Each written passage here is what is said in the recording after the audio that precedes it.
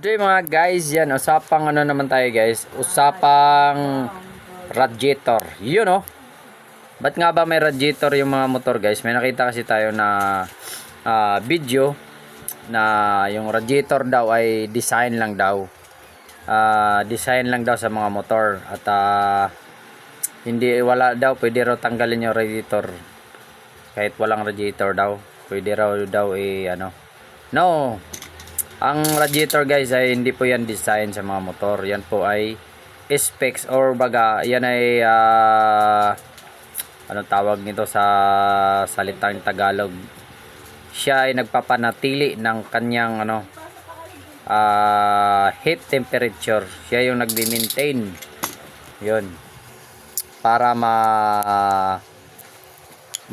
ano niya yung lamig na kailangan or ang init hindi susobra doon sa limit ng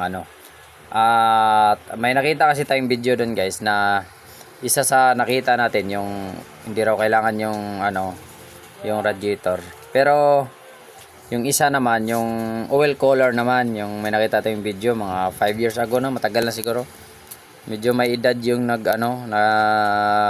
content. At sabi daw ang oil cooler hindi naman daw kailangan at nakakasira nga lang daw na ito ng makina. Ito guys, ang oil cooler or radiator ay malaking tulong yan sa makina.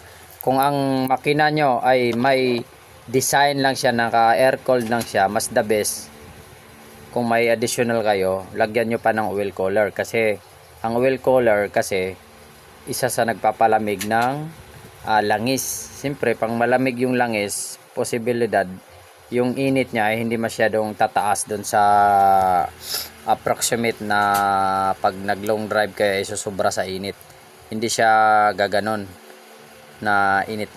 Kaya sa mga nagsasabing hindi kailangan yung mga radiator, design lang, hindi yan design. Talagang may mga motor kasi na ang expect ay mataas na talaga dun sa kanyang hindi na kaya siyang palamigin ng mga air cool lang, kaya nilalagyan talaga ng mga manufacturer ng mga radiator. Kaya napakahalaga yung mga ganyan radiator, pero mahalaga din sa video na yon ang hindi man sinasabing maling-mali yon, pero mali kasi yun ang niya. Kung tatanggalin mo yung radiator, kung nasira yon, may tendency din masira din ang makina. Posible talaga mag-overheat siya kasi mataas kasi yung kanyang specs sa makina na yon, kaya kailangan niya ng radiator.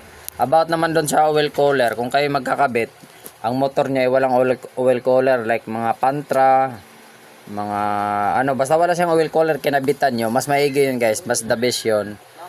Para yung init niya hindi masyadong mag-hit doon sa pinakamataas, or kumbaga hindi masyadong stress yung makina. Ang init kasi nagkukos ng stress. Bakit? Tataas ko lang, itingala ko lang kasi nilipad yung ako. Ang init kasi nagkukos ng stress sa makina, yan. Kaya mas maganda, bukod sa maganda at saktong langis, mas maganda rin ang oil cooler sa inyong mga motor. Yun oh.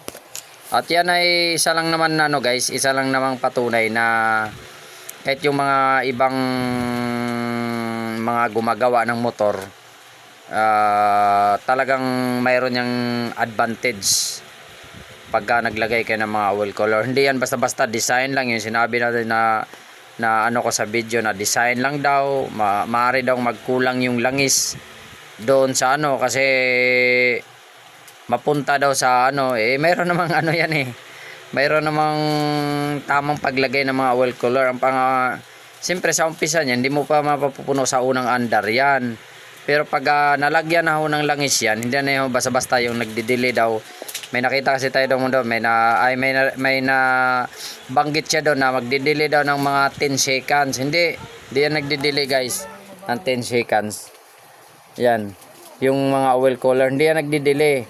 Bukod na lang kung bagong gawa siguro, tapos hindi nyo nilagyan ng kaagad ng langis yung oil cooler, posibleng mag-delay.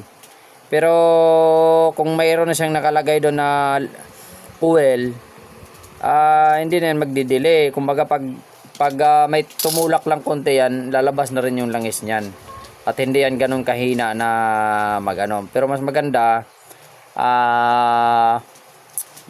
panatilihin nyo pa rin. Kumbaga mag-change oil pa rin kayo. Huwag kayong magbase din sa mga kahit may oil cooler na kayo. Huwag kayong basta-basta din magkumpiyansa na kahit may oil cooler na kayo, bihira na kayo mag-change oil or matagal kayo mag-change oil. Mas maganda sundin nyo pa rin yung inyong mga odometer. You know? Yan lang mga po, sharing is caring lang. At Aga Cesar Works, kung mahilig kayo sa mga ganitong videos, yun, mag-subscribe na kayo guys sa aking YT channel. Thank you very much at peace out. At salamat sa 2 million views natin. Yun, no? Naka 2 million tayo sa loob ng maraming taon na. Thank you, salamat guys sa inyo. At pa-comments na lang guys kung taga saan naabot ang video natin. Thank you, peace out.